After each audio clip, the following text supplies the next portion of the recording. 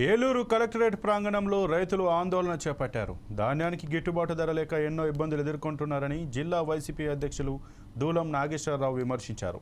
రైతుల పట్ల రాష్ట్ర ప్రభుత్వం అవలంబిస్తున్న వైఖరికి నిరసనగా ర్యాలీ నిర్వహించారు. ఫైర్ స్టేషన్ సెంటర్లో వైఎస్ విగ్రహానికి పూలమాల వేసి అనంతరం కలెక్టరేట్ వరకు ఈ ర్యాలీ కొనసాగింది.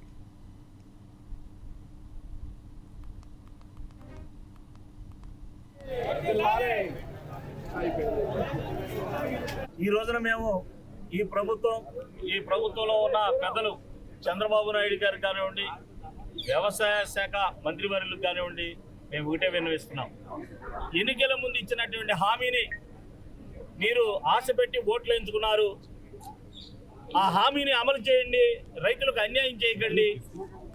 ఆ 20,000 రూపాయలు కూడా ఇచ్చి, ఎందుకంటే ఈ ప్రభుత్వం వచ్చిన తర్వాత ఒక పంట అయింది, రెండో పంటకు మళ్ళీ సిద్ధంగా ఉన్నారు. రైతు పెట్టుబడి సాయం నేను ఇస్తాను 20,000 రూపాయలు అని చెప్పినప్పుడు మీరు ఎందుకు ఇవ్వలేదు?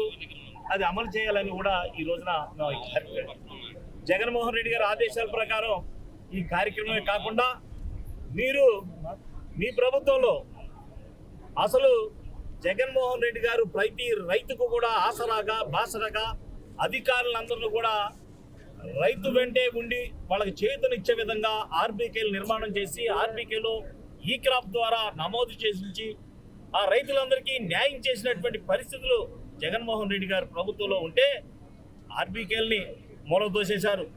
ఈ క్రాప్ లేదు.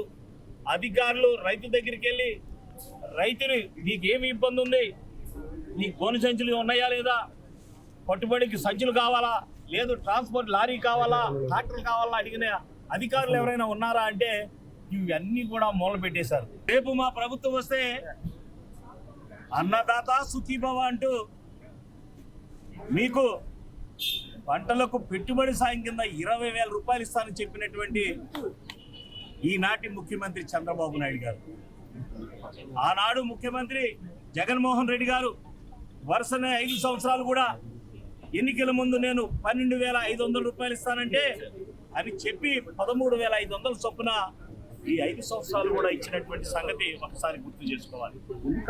కానీ ఎన్నికల ముందు